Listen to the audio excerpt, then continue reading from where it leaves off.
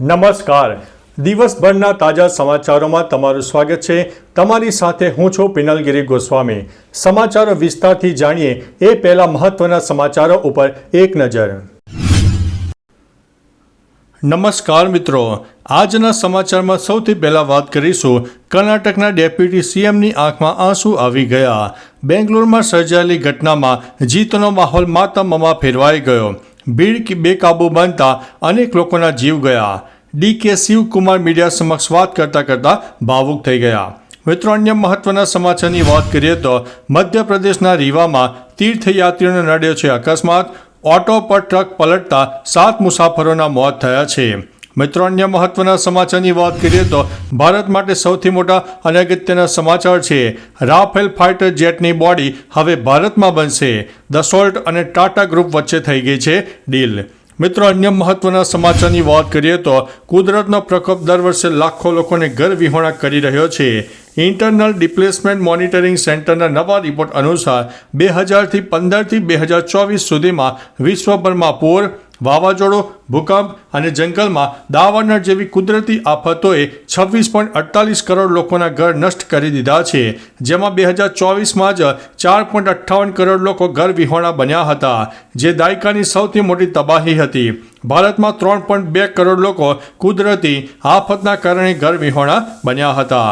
મિત્રો, અન્ય મહત્વના સમાચારની વાત કરીએ તો અયોધ્યામાં રામ દરબારની પ્રાણ પ્રતિષ્ઠા. સુરતના હીરા વેપારીએ કર્યું છે સોના અને ચાંદીના હીરા જડિત આભૂષણોનું દાન. મિત્રો, અન્ય મહત્વના સમાચારની વાત કરીએ તો પાકિસ્તાનના ટોચના શહેરના કરાચીમાં છેલ્લા 2 દિવસમાં ભયંકર ભૂકંપના 26 આંચકા અનુભવાતા અફરાતફરીનો માહોલ સર્જાયો. લોકો રાત્રે પણ ઘરમાં જ ડરીને રહેતા હતા, જેના પગલે પાકિસ્તાનમાં જુમા એટલે કે શુક્રવારના રોજ આફત આવવાની અઠક્કાડો વહેતી થઈ ગઈ હતી. કરાચીમાં છેલ્લા કેટલાક સમયથી ગમે ત્યારે ભૂકંપ અને વરસાદ પણ આવી રહ્યો છે.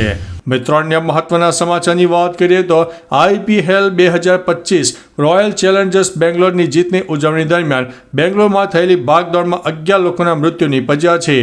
RCB, ભારતીય ક્રિકેટ બોર્ડ અને કર્ણાટક સરકારે આ સમગ્ર મામલાથી હાથ ખંખેરી લીધા છે, પરંતુ હવે કર્ણાટક હાઈકોર્ટે આ મામલે કાર્યવાહી કરી છે અને આ ઘટનાની સુઓ મોટો પણ નોંધ લીધી છે.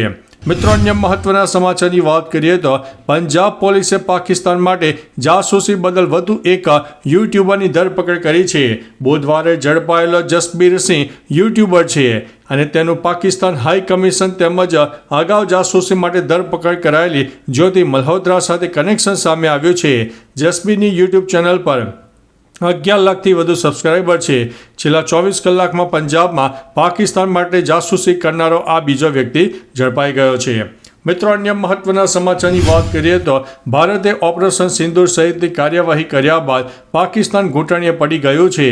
પાકિસ્તાનના પીપલ્સ પાર્ટી એટલે કે PPPના અધ્યક્ષ અને પૂર્વ વિદેશ મંત્રી બિલાવલ ભુટ્ટોએ વિનંતી કરીને કહ્યું છે કે પાકિસ્તાન ભારતની તમામ શરતો માનવા તૈયાર છે. જો ભારત આતંકવાદ વિરુદ્ધ લડવામાં પાકિસ્તાનની મદદ કરે તો કચાશ આતંકવાદને ખતમ કરી શકાય છે. મિત્રો, અન્ય મહત્વના સમાચારની વાત કરીએ તો રાજકોટમાં વર્ષોથી રેસકોર્સમાં યોજાતા લોકમેળામાં ટ્રાફિક જામ, પ્રદૂષણની ગંભીર સમસ્યા સર્જાતી હોય છે.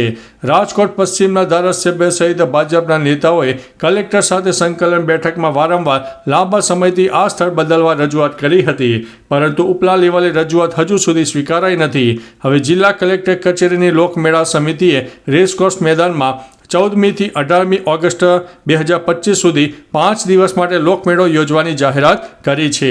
ત્યારે આ વખતે રાઇડ અંગેની સ્ટાન્ડર્ડ ઓપરેટિંગ પ્રોસિજર્સમાં કોઈ પણ પ્રકારનો ફેરફાર કરાયો નથી. તો ચાલો મિત્રો, ફરીથી દેશ અને દુનિયાના સુપરફાસ્ટ સમાચાર લઈને મળતા રહીશો. ત્યાં સુધી અમને રજા આપશો. નમસ્તે.